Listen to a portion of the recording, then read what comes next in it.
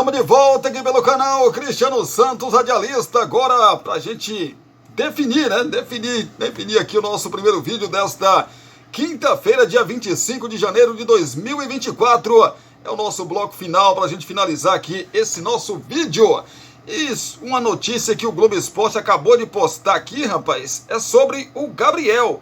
Mais um clube interessado em tirar o Gabigol, né? Da equipe do Flamengo. Gabigol no Grêmio. Vice de futebol se manifesta sobre possível interesse.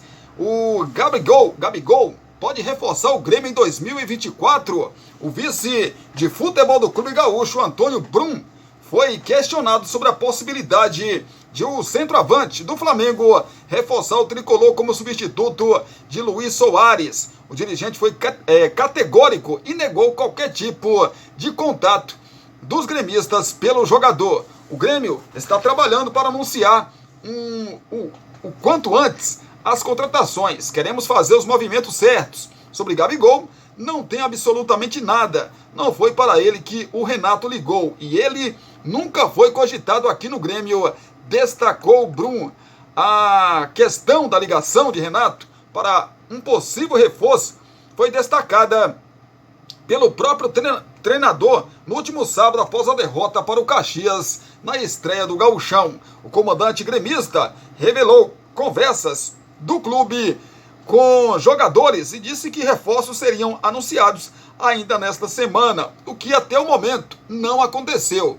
Alguns veículos noticiaram que o suposto alvo da ligação de Renato foi Gabigol. O momento do atacante no Flamengo, sem ter sequência como titular, seria a motivação para a procura. Abre aspas. Sendo bem sincero, não viria mentir. Gabigol nunca foi procurado nem cogitado para ser o centroavante em 2024. É basicamente isso. Fecha aspas, disse o Antônio Brum, o vice de futebol do Grêmio. Ídolo do Flamengo, Gabigol tem contrato até o fim da atual temporada com o clube carioca. No início deste ano, o centroavante foi especulado no Corinthians, mas as tratativas não avançaram. A multa rescisória do jogador é estipulada em 33 milhões de euros, cerca de 177 milhões de reais. As conversas para uma renovação estão travadas. Desde a saída de Soares, o Grêmio não anunciou um reforço para o setor. O clube esteve próximo do argentino naturalizado mexicano Rogério Funes Mori, além de diversos nomes badalados, né, terem sido oferecidos, mas sem nunca avançar para negociações. Rapaz, momento da temporada, essas especulações, meu amigo, acontecem. Só que não pode exagerar também, né? Achar que o Gabigol, sinceramente, não sei, cara, é uma situação estranha, né? Do Gabigol com o Flamengo. Nossa, mas estranha demais.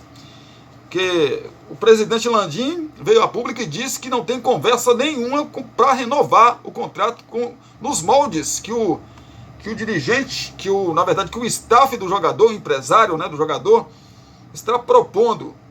Teve o Corinthians falando, novo presidente dizendo que teve conversa sim, até o Corinthians até fez uma proposta milionária para contar com o futebol do Gabigol nesta temporada de 2024.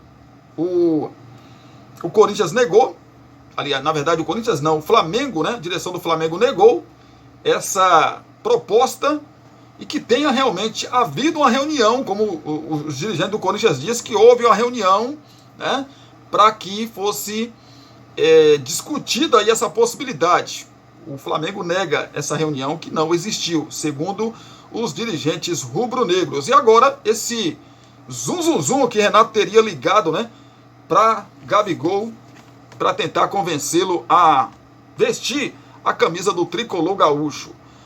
Vamos falar da copinha da Copa São Paulo de Futebol Júnior. A decisão é hoje às 15h30, às 3h30 da tarde. Opostos em títulos, Corinthians e Cruzeiro colocam campanhas parecidas à prova por Taça da Copinha. Quando a bola rolar para a final da Copa São Paulo de Futebol Júnior, nesta quinta-feira, Corinthians e Cruzeiro correrão atrás de um mesmo objetivo, a volta olímpica com a taça de campeão.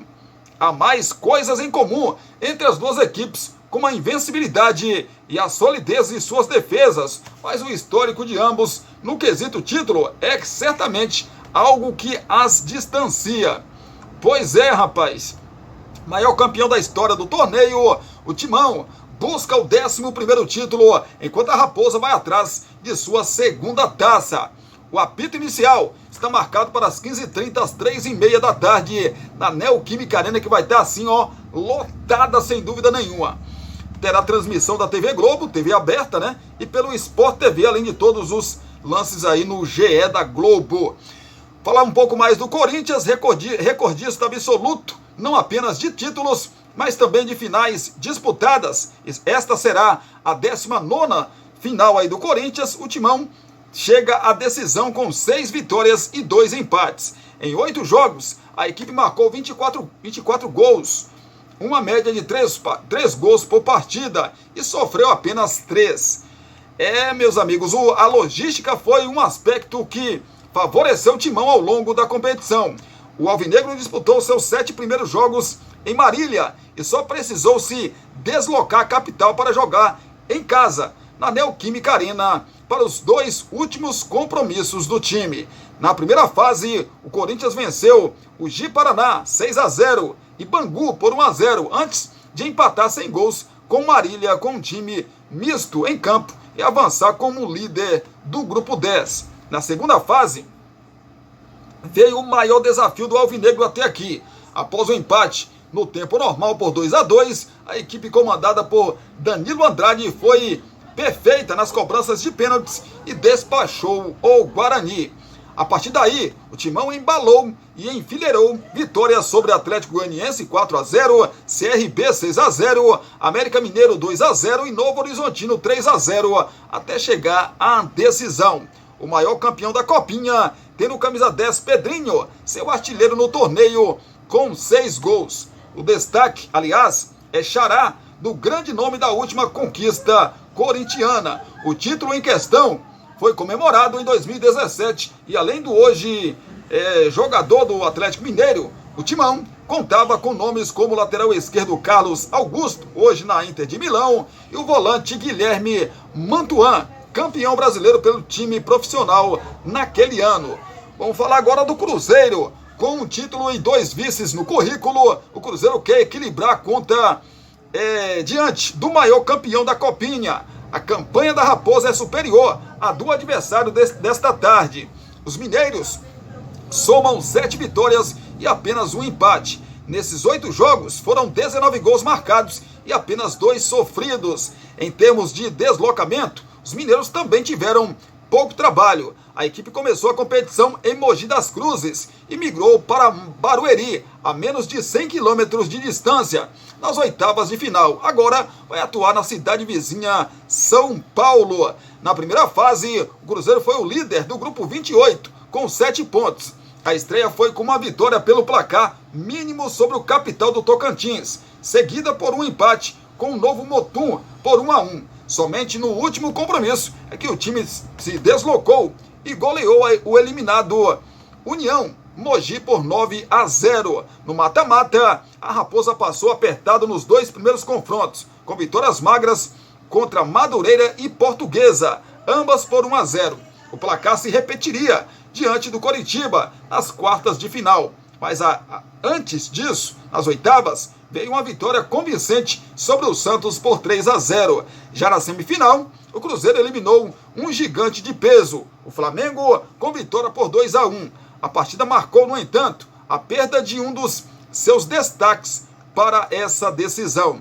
Trata-se do meia atacante Fernando, autor de 4 gols e 4 assistências, suspenso da final por ter recebido o 3º cartão amarelo. Ele divide a artilharia com o meia Guimeira. É como elenco jovem e de melhor defesa da competição que o Cruzeiro tenta repetir o feito de 2007, quando conquistou seu único título de Copinha.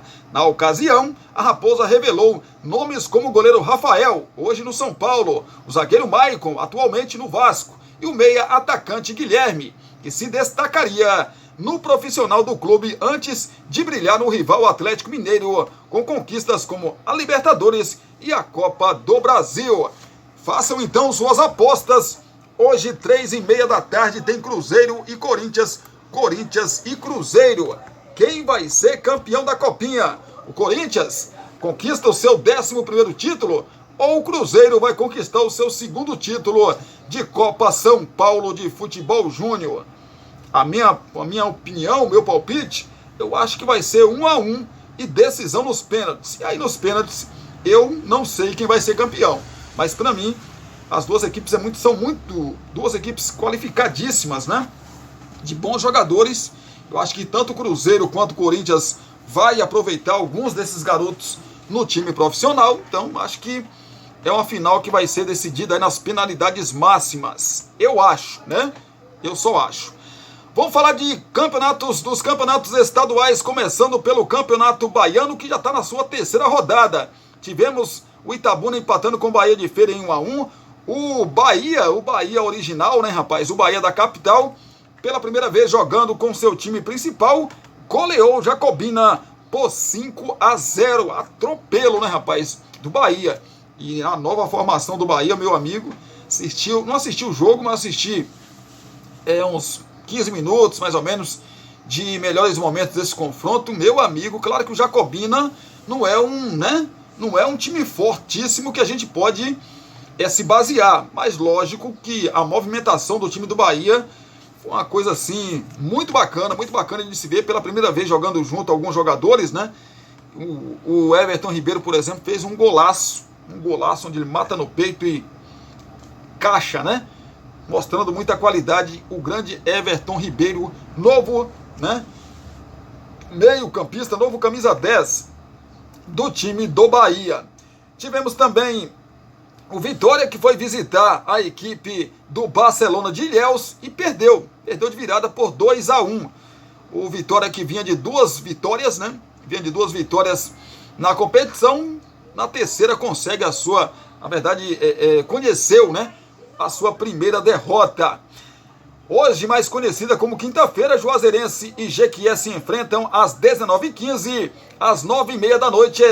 É hora do jogo entre Jacuipense e Atlético de Alagoinhas, fechando a 3ª rodada do Baianão. A 4ª rodada já começa no final de semana, dia 27, sábado. O Bahia de Feira tem o jogo contra o seu xará, o Bahia da capital. Bahia de Feira que está ali na 4ª colocação nesse momento, né, com 4 pontos, mesma pontuação que o Bahia da capital. As duas equipes vão se enfrentar no sábado às 16 horas, no horário de Brasília. Também no sábado às 18h30, a Jacobina vai medir forças aí contra o Barcelona de Ilhéus. Jacobina vem de derrota massacrante contra o Bahia, e o Barcelona de Ilhéus vem de vitória contra o Vitória. Domingo, às 16 horas, o Vitória vai receber no seu Barradão a Juazeirense. O Jequié também no domingo, só que às 18h30, recebe a equipe do Atlético de Alagoinhas. Fechando a rodada, na segunda-feira, às 19h15, no horário de Brasília, a equipe do Itabuna vai receber a Jacuipense. E assim, fecha a 4ª rodada do Campeonato Baiano, que tem a liderança do Barcelona de Ilhéus com 7 pontos. Vitória é o 2º com 6. Em terceiro, Bahia com 4. E o Bahia de Feira é o 4º colocado com 4 pontos também. A situação do Campeonato Baiano 2024. Vamos de mais estaduais, dá um pulinho até o Rio Grande do Sul, para a gente falar das coisas do Campeonato Gaúcho. 2ª rodada do Gauchão. Tivemos o Novo Hamburgo ganhando por 2-1 da equipe do Santa Cruz. O São Luís ontem empatou em 0-0 com o Internacional. O Ipiranga também empatou com o Caxias, só que em 2-2. O Juventude atropelou, rapaz, o Guarani de Bagé por 4-0. A Avenida ficou no 0-0 com o Brasil de Pelotas. E o Grêmio jogando em casa, goleou o São José por 4-1. Isso os jogos aí da 2ª rodada, né, do Campeonato Gaúcho. Passar para você que está ligado com a gente os jogos da terceira rodada do Gauchão, que já começa no final de semana. O Caxias vai visitar a equipe do São Luís no sábado, às 16 horas. Também no sábado, só que às 16h30, o Internacional joga no seu Beira-Rio contra a equipe do Ipiranga.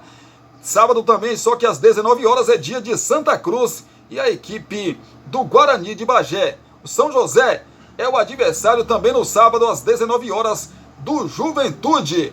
No sábado também, o Novo Hamburgo recebe o Avenida. E o Brasil de Pelotas, no domingo, às 16 horas, no seu Bento Freitas, vai receber a equipe do Grêmio. Classificação: Juventude 6 pontos, 2 jogos, 2 vitórias. O Ipiranga é o segundo com 4 pontos. Em terceiro, Caxias, 4 pontos. Em quarto, Novo Hamburgo com 4 pontos. O Internacional é o quinto com 4 pontos também. O Grêmio, nesse momento, é o sexto colocado com 3 pontos. É a situação aí do Campeonato Gaúcho, Gauchão 2024, que já vai para a sua terceira rodada no final de semana. O Campeonato Mineiro começou, né, rapaz? Começou o Campeonato Mineiro 2024. E começou com zebra, né? O Vila Nova recebeu a equipe do Cruzeiro. O Cruzeiro venceu por 2-1. A Tombense recebeu a equipe do Uberlândia e as equipes empataram em 2-2. O Atlético Clube venceu a equipe do Ipatinga por 2-1. Tivemos ainda o Democrata de Governador Valadares perdendo em casa para a equipe do Itabirito. É um time que subiu para a primeira divisão esse ano, né? Itabirito. 3-1 Itabirito, fora de casa, contra a equipe do Democrata de Governador Valadares. O time do Patrocinense venceu a equipe do Atlético Mineiro por 2-1. Os jogadores, treinador, né? Todo mundo da diretoria também do Atlético está assim, irritadíssimo com a federação, porque o estado do gramado, Pedro Alves do Nascimento, né? É o nome do estádio do Patrocinense. O gramado altíssimo demais e os dirigentes e principalmente os jogadores reclamaram demais da situação aí do gramado do Patrocinense. Claro, o gramado estava ruim para os dois, evidentemente, mas o time do Atlético, que é um time mais técnico, sentiu mais, né? O América Mineiro joga hoje às 19 horas, fechando aí essa primeira rodada do Campeonato Mineiro. O América Mineiro recebe a equipe do Pouso Alegre. Não vou falar de classificação, até porque não acabou nem a primeira rodada ainda do Campeonato Mineiro, né? Então não precisa falar de classificação, pelo menos por enquanto. Falar de Campeonato Paulista, já tivemos na terça-feira o Mirassol que empatou com o São Paulo em 1-1. Tivemos também o Água Santa na terça, perdendo para o Botafogo de Ribeirão Preto por 1-0. O Ituano ontem venceu o Corinthians por 1-0 e o Cássio saiu pedindo reforços. E o Mano Menezes, rapaz, e a declaração do Mano Menezes, hein? Após a derrota, falou que o Ranieri não tem que fazer as coisas como ele fazia no Cuiabá, porque o Corinthians não é o Cuiabá, e o Cuiabá colocou uma nota nas redes sociais, né, defendendo o jogador e defendendo a instituição. O Mano Menezes foi muito infeliz, né, rapaz? Foi muito infeliz. Olha o tamanho do Mano Menezes no futebol, gente. Tanto de coisa que ele já viveu. E dá uma declaração dessa.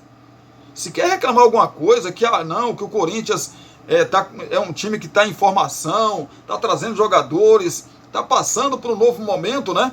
Uma nova estrutura, né? Passando por um novo momento. Mandou alguns jogadores embora, chegaram outros. Mas isso aí é para discutir com a direção do Corinthians em off.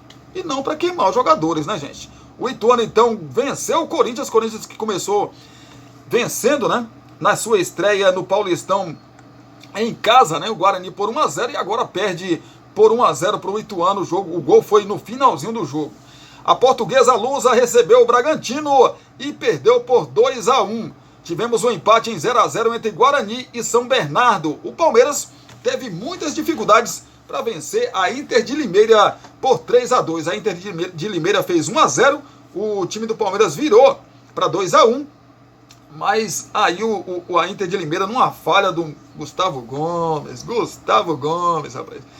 o zagueirão Gustavo Gomes, né? Começo de temporada, o negócio é complicado, rapaz. Gustavo Gomes cometeu um pênalti assim, estranho, né? Para a qualidade que a gente sabe que o Gustavo Gomes tem, um pênalti daquele, e assim, é meio estranho demais, né? Pênalti, né?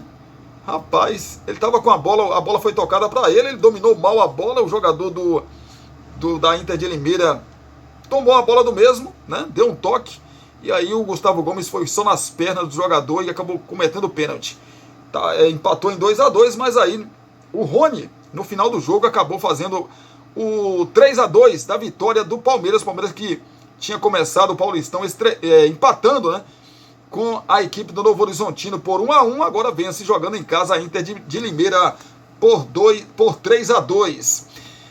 Hoje tem o Santo André às 21 horas, às 9 horas da noite, contra a equipe do Novo Horizontino, e tem também o Santos, que joga o seu segundo confronto. O Santos estreou ganhando fora de casa do Botafogo de Ribeirão Preto por 1-0, agora volta à Vila Belmiro pela primeira vez depois do jogo que rebaixou, né, a equipe do Santos para a segunda divisão do Campeonato Brasileiro. E agora o Santos volta a jogar na Vila Belmiro, só que hoje às 19h30 contra a Ponte Preta. Saber das coisas aqui das duas equipes, para você que está ligado com a gente, vamos falar aqui da Ponte Preta e falar também do Santos.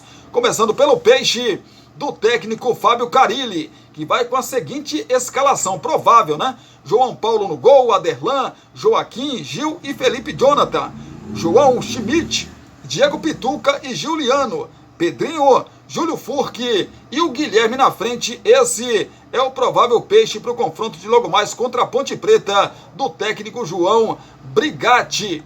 A provável escalação da Ponte Preta tem Pedro Rocha no gol, Luiz Felipe, Castro, Matheus Silva e Igor Inocêncio. Emerson Santos ou então o Leonaldi, né? O Felipinho, Ramon Carvalho e o Elvis, G e Dodô, ou então o Paul Fileiro ou Gabriel Santiago. Esse deve ser o provável time da Ponte Preta para o confronto de logo mais contra a equipe do Santos. Como já disse, a bola rola às 19h30 no horário de Brasília, que tem também fechando aí essa segunda rodada, o Santo André recebendo o Novo Horizontino no seu Bruno José Daniel.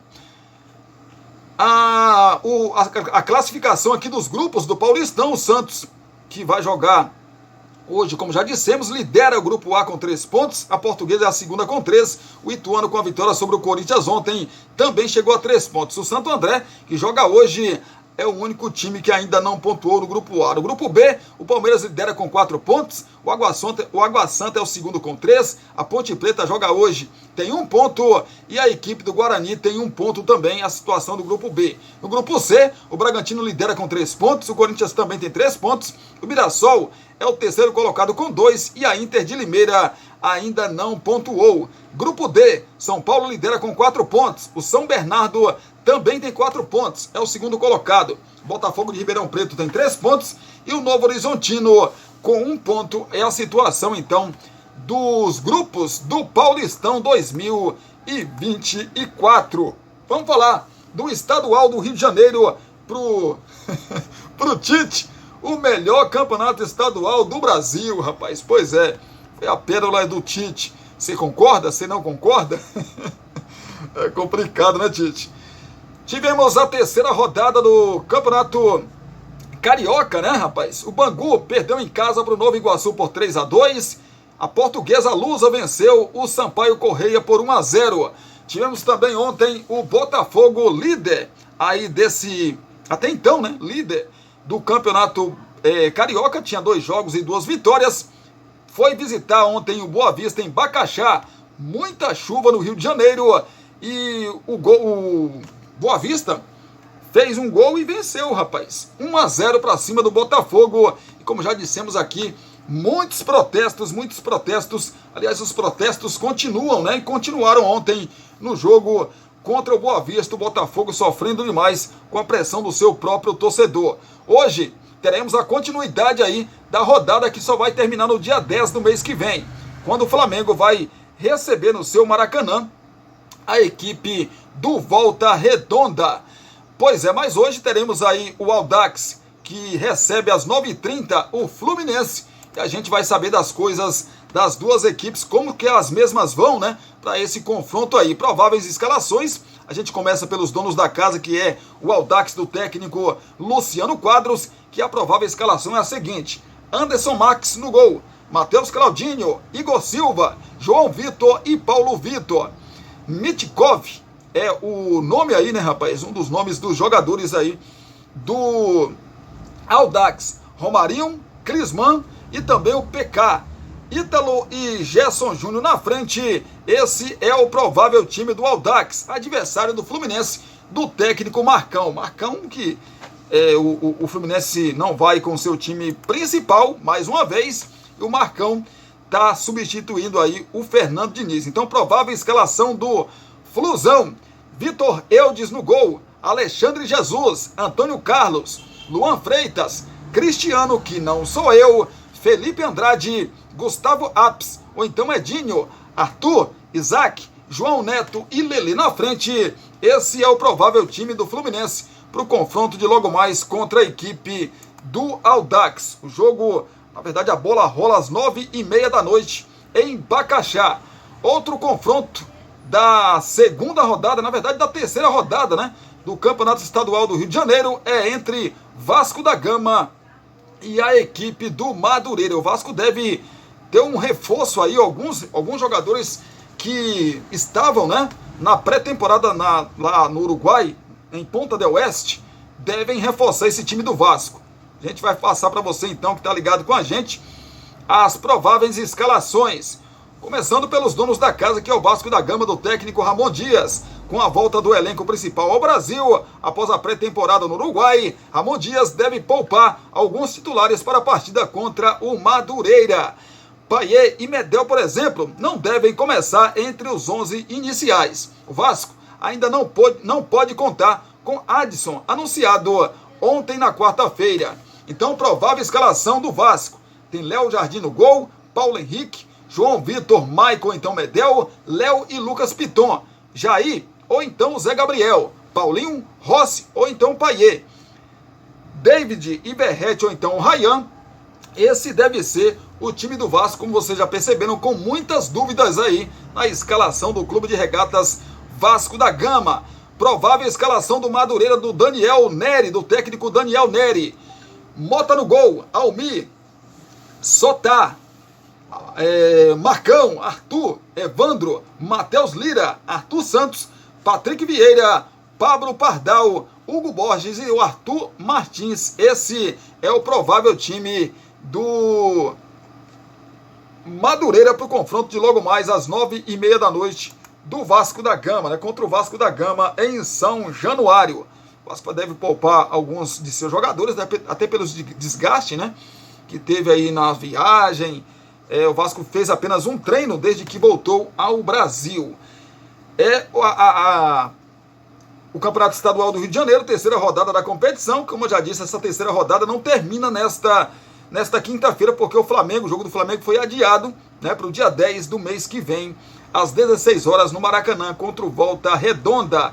Mas eu vou passar para você aqui, já que falta só 2 jogos aí, pelo menos para quase terminar a terceira rodada, os jogos do final de semana, né, que a gente vai falar um pouco mais amanhã. No Engenhão, o Botafogo volta a jogar no Engenhão de novo. O Botafogo contra a equipe do Sampaio Corrêa no sábado às 16 horas. A Luz, a portuguesa, vai receber o Flamengo na Arena das Dunas no sábado às 18h10. No domingo, o Madureira, que joga hoje contra o Vasco, vai enfrentar a equipe do Volta Redonda às 3h45 da tarde do domingo. No Mané Garrincha, em Brasília, teremos o Bangu, que vai ser mandante no jogo contra o Vasco da Gama lá em Brasília. O jogo foi vendido lá para o Mané Garrincha em Brasília no domingo que vem às 16 horas, que deve ser o jogo aí da TV, né? Deve ser o jogo da televisão aí, esse jogo Bangu e Vasco da Gama. Também no domingo, só que às 18h10, o Fluminense vai encarar o Nova Iguaçu lá no Luso Brasileiro. Em Bacaxá, o Audax vai medir forças contra a equipe do Boa Vista na segunda-feira, às 8h30 da noite, fechando assim a quarta rodada do Campeonato Estadual do Rio de Janeiro, que tem o Nova Iguaçu na liderança com 7 pontos. O Botafogo tem 6 pontos, é o segundo. A Portuguesa é a terceira com 6. O Boa Vista é a quarta colocada com 6 pontos. Dos grandes, por enquanto, só tem o Botafogo ali entre os 4, né? O Flamengo é o quinto com 4 pontos. O Vasco é o sexto. O Flamengo, como já disse, não vai jogar nesse meio de semana, né? Só o mês que vem, cumprindo aí a terceira rodada. O Vasco é o sexto com 4 pontos também. O Fluminense é o sétimo com 4 pontos. O oitavo é o Madureira com 3. O Volta Redonda é o nono com 1 ponto. O Sampaio Correia tem 1 ponto. O Bangu não pontuou, é o 11º. E o 12º é o Audax com 0 ponto até aqui. Só que o Audax joga ainda? Ou já jogou? Peraí, calma. Joga, né? Joga ainda contra o Fluminense, contra os garotos do Fluminense. Se vencer, pode deixar, não. Deixa aí a lanterna do Cariocão. O Vasco vencendo hoje, ou o Fluminense, consegue alcançar a liderança? Consegue sim, dependendo aí de saldo de gol, de quanto o Fluminense, né, pode vencer o seu jogo. O saldo de gol do Fluminense é 1 positivo, do Vasco é 2. Então, se o Vasco e o Fluminense vencerem, aí, dependendo de quanto os mesmos vencerem os seus jogos, né, um dos dois pode assumir a liderança dessa Taça Guanabara, né, que é o primeiro turno aí do Campeonato Estadual do Rio de Janeiro, chegando aos mesmos 7 pontos do Nova Iguaçu.